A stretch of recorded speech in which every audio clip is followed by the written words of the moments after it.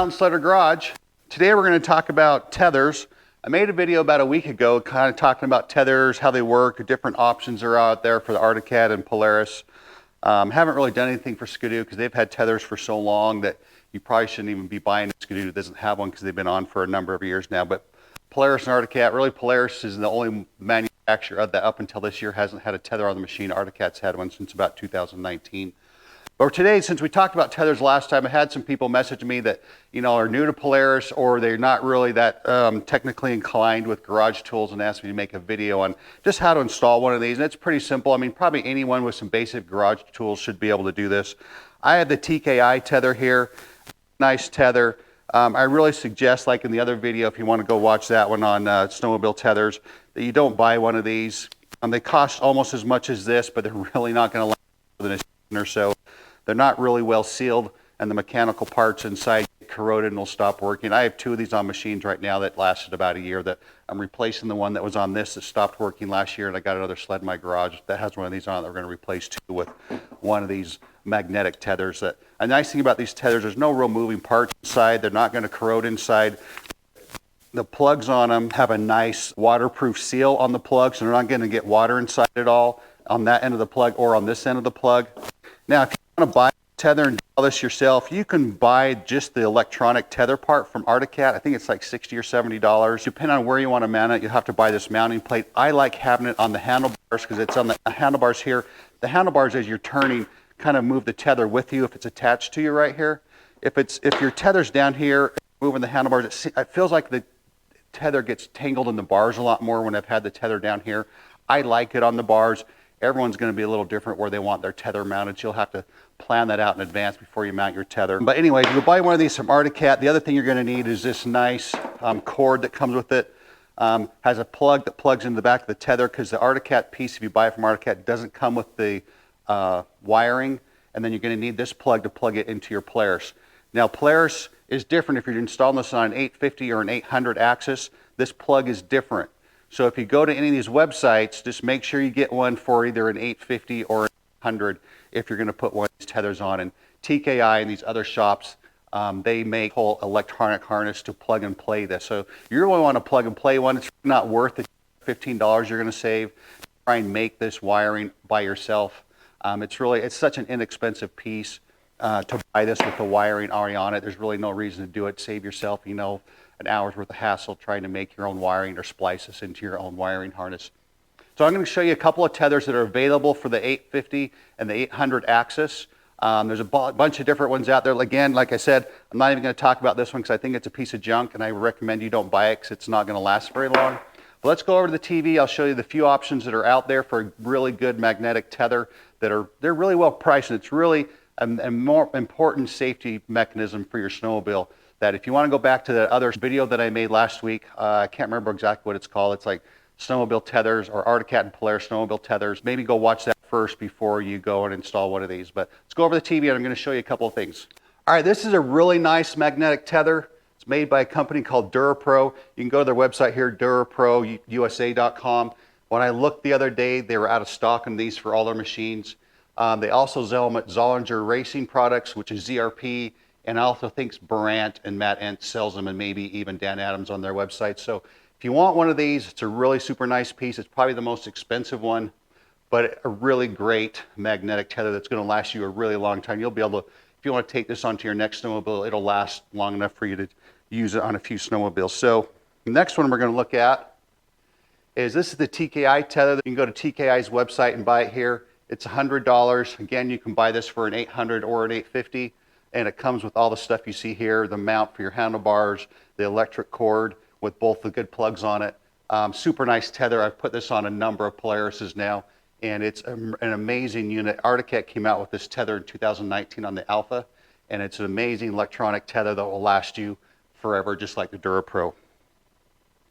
Then the other tether, this is the brand new tether that Polaris has for their 2022 sleds. This will come on my 2022 Chaos Boost whenever that decides to show up at the dealer. The part number's here, 2889142, $90. I haven't looked. I don't know if these are available yet to buy if you just want this, but if you want the real Polaris one, You can buy this one. The only downside of this one that I can see, the electric cord's a lot shorter than the one you buy from TKI. So you're pretty much stuck with mounting this one on your console and not on your handlebars, because I'm not sure if this cord's going to be long enough to mount on your handlebars. I haven't verified that yet or not. But so those are the 3 tethers I would really recommend, anywhere from $90 to $130. Really cheap piece of equipment for safety for you and your riding buddies. All right, now we're going to install the tether on the snowmobile.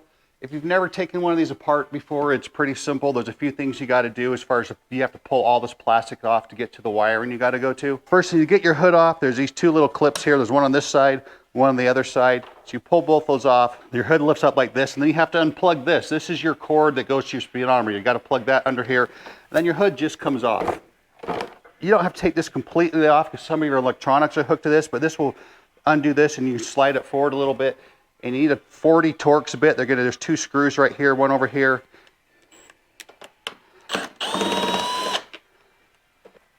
Now this you can just slide forward like that a little bit just to get it out of the way of the cowl. And the cowl here, the other thing you got to do, you got to pull this out. That unhooks your plastic from there. And then there's one of these plugs here you got to undo. There's going to be another one up here. I've already done it. Then the same on the other side, so you can get this loosened up so you can get up underneath here where there's... Now, if you've never taken one of these out before, there's just a little... There's actually a tool made to do this, but I honestly don't know where mine is. You can either take a flathead screwdriver, or I like to use a pair of just real thin needle nose pliers. And this middle part pops out like that. You take that out, and then this other part just comes out. So you have the 2 parts. When you put it back together, this goes in here like that. And then when you put it back together, this pops in there, and it spreads this apart right here to keep that part together. So you want to keep all these, because you're going to need to put those back in when you're done. Okay, now that we've got this part loosened up, we've got the cowl loosened up, we're going to kind of slowly pull this back. You need to pull it back from the plastic around the steering post here. And then there's a plug in here that plugs our electronics in right here. You're going to need to reach in here and unplug that. And if you pull this back, that's this cord right here. It plugs into this one. And it's got a little push down button here that unplugs it.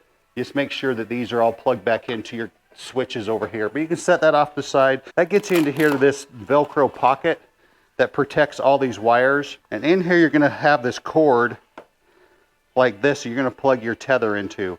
It's got 1 black wire going in and 1 black wire with a blue stripe. And so you need to find that one. I had already had this unplugged because I had a different tether on this. Next thing we're going to do is we're going to have to undo our handlebars. And this is a 5mm Allen bit and a 10mm nut on the bottom. So I'm going to get my 10mm wrench, hold it under here.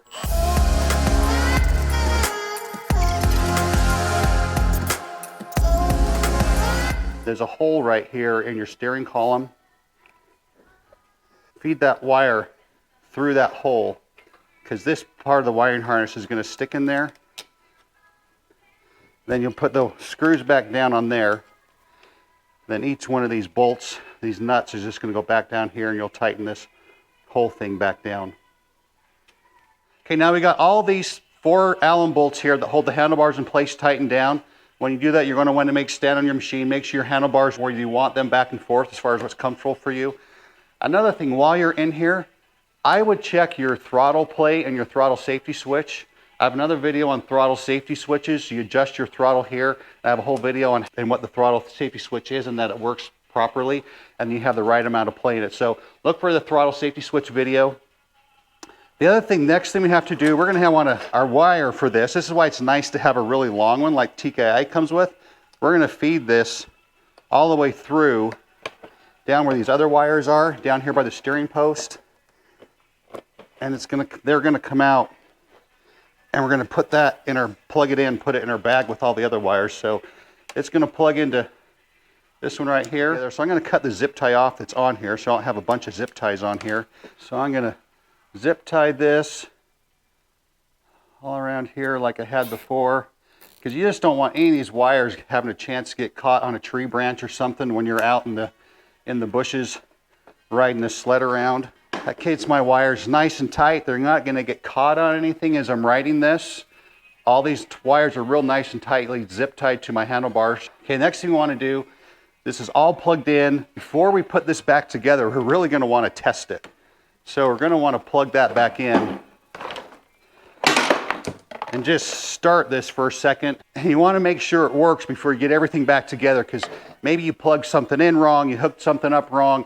You don't want to get it all back together and then find out that it doesn't work. So let's just pull this, see if it starts. And then we'll go ahead and unplug it.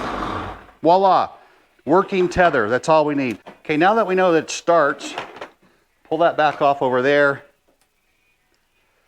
We're gonna put our Velcro bag, put all these electronics back in the Velcro bag. Velcro bag's right there where it's supposed to be. Got all that nicely done, put back together. We're gonna swing this cowl back around here. Now, we have to remember one trick when putting this back together. This little tab here, there's a little slot right under here. That tab's meant to slide in. That keeps this in place. So when you slide this back in, once the cowl's in place, make sure that little slot's sliding back into the little slot here under here where it's supposed to go. The other thing is too, I want to make sure all of our wires under here are plugged in. One of mine came unplugged. Make sure all those are plugged in real tight. They're kind of loose, and it's really kind of a crappy design Polaris has on those, but it is what it is. And then we want to get this close. There's not a lot of room on this to plug it in.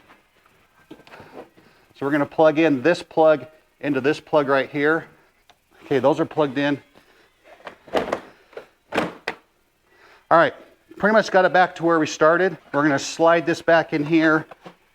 We want to make sure those are plugged or slid in where they're supposed to. We're going to put these back in, the screws back in, put it all back together the way we took it apart. Functioning tether. One of the most important safety things you can have on a mountain sled, other than your beacon probe and your shovel and your avalanche backpack. So we're going to go out and test this today. Utah finally got some snow. It's late October, and going to take this up plus a couple other machines. Just take them a little road ride, just make sure everything's working right before.